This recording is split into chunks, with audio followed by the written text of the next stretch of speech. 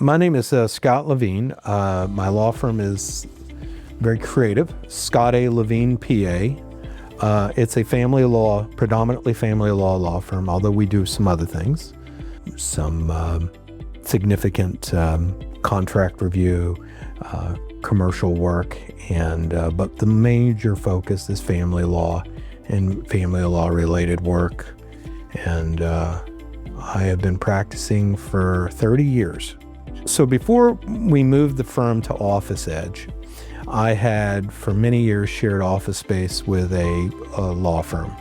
They had unfortunately made the decision to downsize, and for me, setting up a new office can be very time consuming. And so some of the things you have to consider is, one, you have to find the space. Two, you have to have the infrastructure set up depending on how you're doing things. So that means you have to have your IT in place, you have to have phone services. This isn't, since I've been practicing, it's no longer just you call the phone company, they come. It is, do you do it, or do you use Zoom, for instance, for a phone provider? Who do you use? Do you need an answering service? So there's a lot of infrastructural issues, and I just didn't have the energy to deal with setting that up because I'm a smaller firm. So the Office Edge essentially takes care of all of that. You tell them what date you're coming in, and that's all set up. And literally the date that we started here, I want to say, was the last week of July of 2025. We came in on Monday morning at about 8:30. By 9:30, my phone was up, my computer was up, everything was up.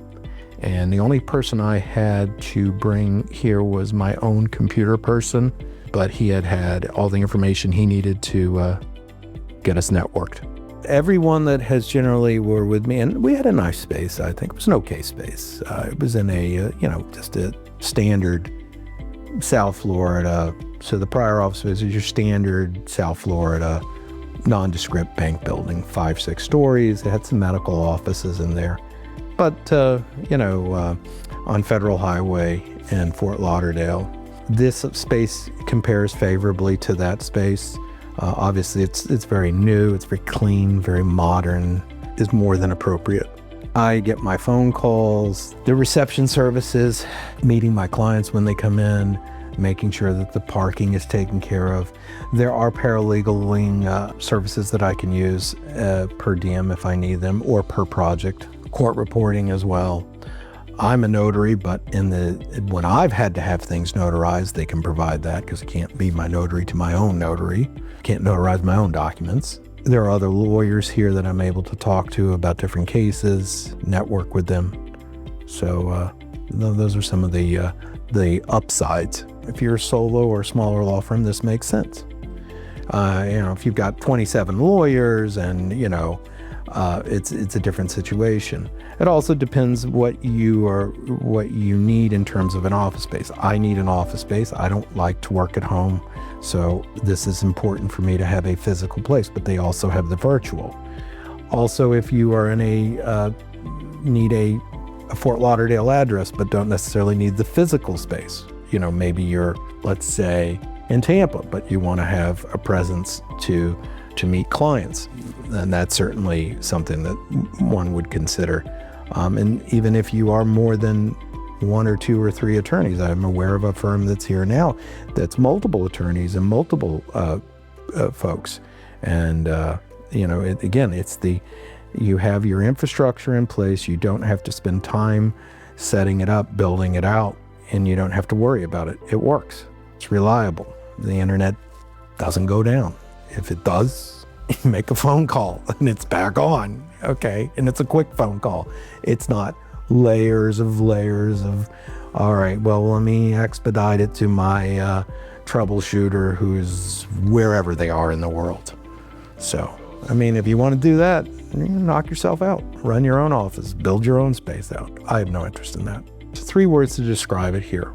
1, it is modern, clean. Okay, you go into some law offices, so I would say modern and clean in the same one. 2, very professional. So modern, professional. And I'll explain that. The support staff here doesn't dress sloppy. Nobody's wearing sweatpants or flip-flops. You don't have to worry about that. And then lastly, very accommodating. So clean, professional, accommodating. So here's the most important thing to remember in family law. Number one is to try, and it may be hard, is to try to remove the emotion. When you're talking to the attorney, are they leveling with you? How transparent are you? Do they make a whole host of promises? And because the deal is, what you need the most in family law is information and a strategy.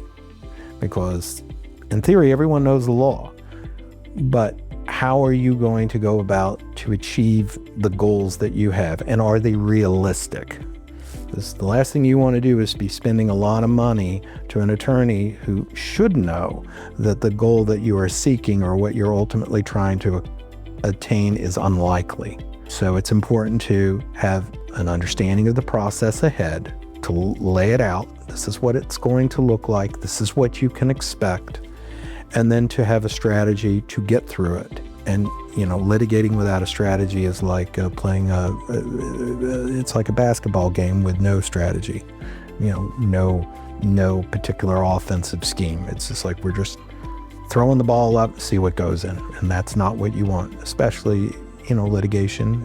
Family law can be expensive. So it's important to know what it is you want to achieve, to know what is realistic, and to have that lawyer who is transparent with you and is giving you a realistic lay of the land in terms of what assets are marital, maybe not marital. Are they mixed assets? On parenting issues, being sympathetic of what your concerns are, but at the same time also alerting you that the court may not view that issue the same way. And you have to also have empathy, but that doesn't mean that you fail to impart what this person needs to know.